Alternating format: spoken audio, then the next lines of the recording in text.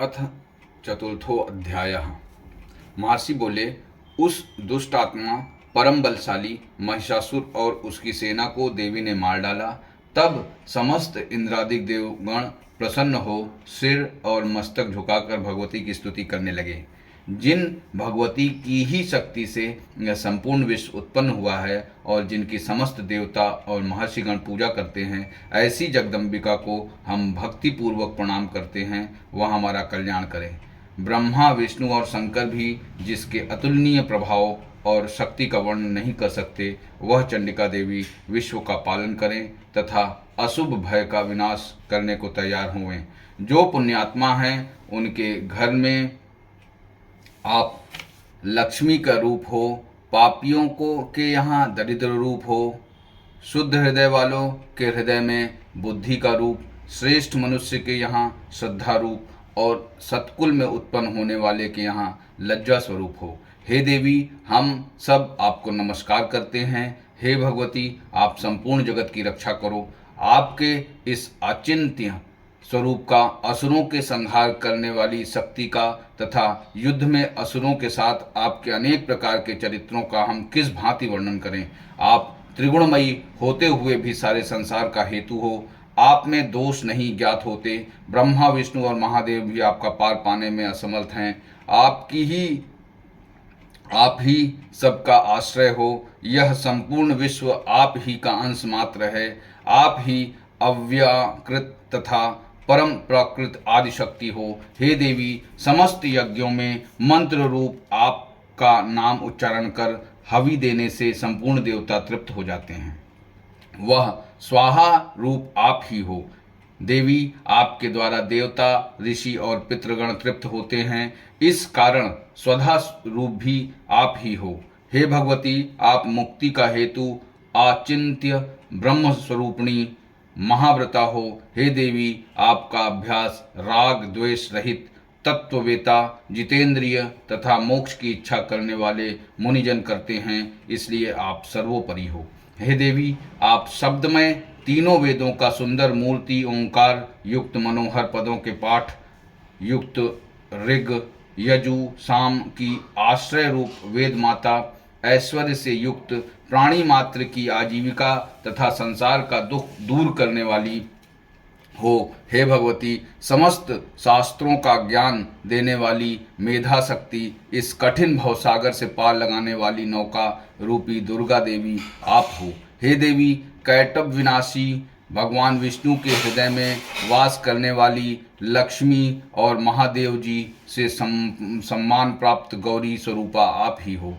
हे भगवती, पूर्ण चंद्रमा के तुल्य निर्मल तथा स्वर्ण के सदृश कांतिमान मंद मंद मुस्कुराते हुए मुख को देखकर भी क्रोध से युक्त हो महिषासुर ने आपके ऊपर प्रहार किया था, सो बड़े आश्चर्य की बात है। हे देवी, उदय होते हुए चंद्रमा के तुल्य आपकी छवि जो क्रोध के कारण विकराल हो उठी थी, उसे देखकर भी महिषासुर ने प्राण नहीं छोड़े। यह भी विचित्र बात है, क्योंकि क्रोध युक्त यमराज को देख कौन जीवित रह सकता है।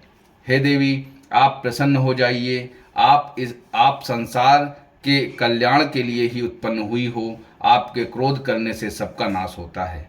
यह बात अभी अनुभव में आई है कि आपने बहुत बड़ी सेना सहित महिषासुर का विनाश किया है। हे देवी, जिन पर आप प्रसन्न रहती हैं, संसार में उनके लिए ही सम्मान तथा यश सुलभ है। वे ही धर्मवीर हैं, धन्य हैं तथा स्त्री पुत्र दास आदि से संपन्न रहते हैं। हे देवी, आपकी कृपा से पुण्यशील पुरुष सदैव धर्म कार्य किया करते हैं और मृत्यु के बाद उन्हें स्वर्ग प्राप्त होता है।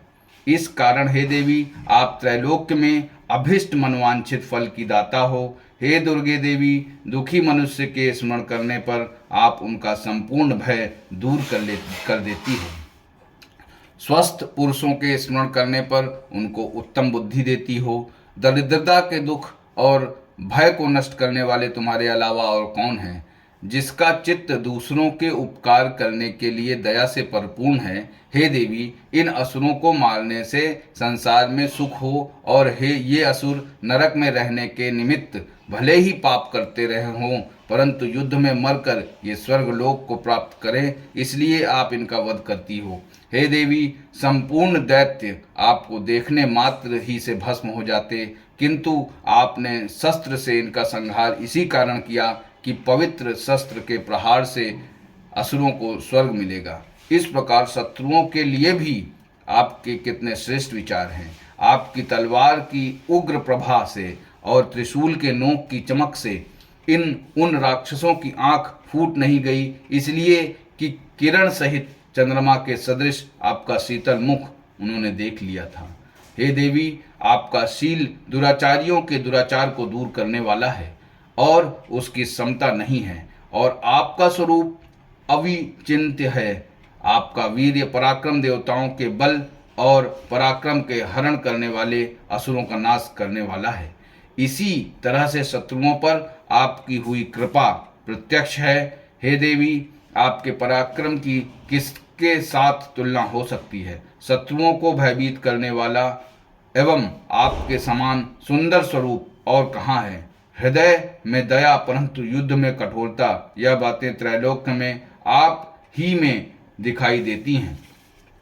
आपने युद्ध में असुरों को मार करके तीनों लोकों की रक्षा कर उन असुरों को स्वर्ग पहुंचा दिया और उन्मत्त असुरों में हमें निर्भय कर दिया है। हम आपको नमस्कार करते हैं। हे देवी, त्रिशूल से हमारी रक्षा करो। हे अंबिके, इस खड़ग से हमारी रक्षा करो तथा घंटा की ध्वनि, धनुष की टंकार से हमारी रक्षा करो। चंडिके, पूर्व, पश्चिम, उत्तर, दक्षिण इन चारों दिशाओं में अपने इस त्रिशूल को घुमाकर हम सब की रक्षा करो।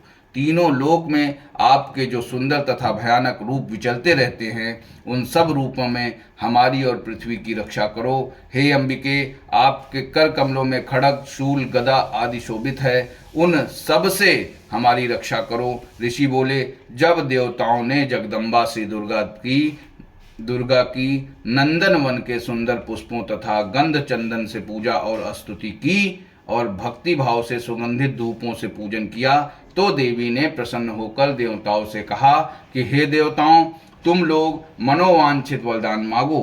देवता बोले, आपने सब कुछ कर दिया, अब कुछ भी अविष्ट नहीं है।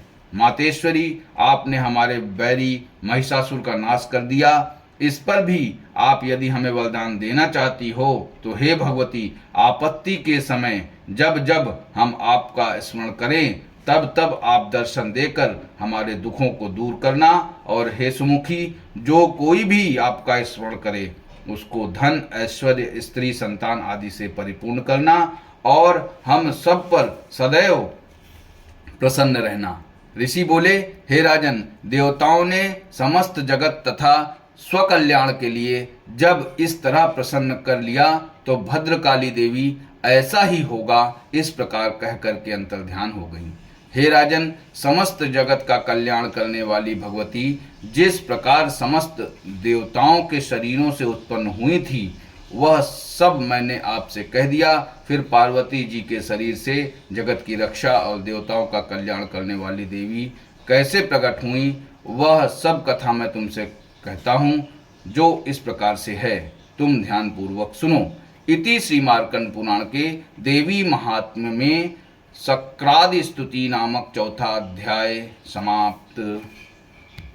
जय दुर्गा देवी।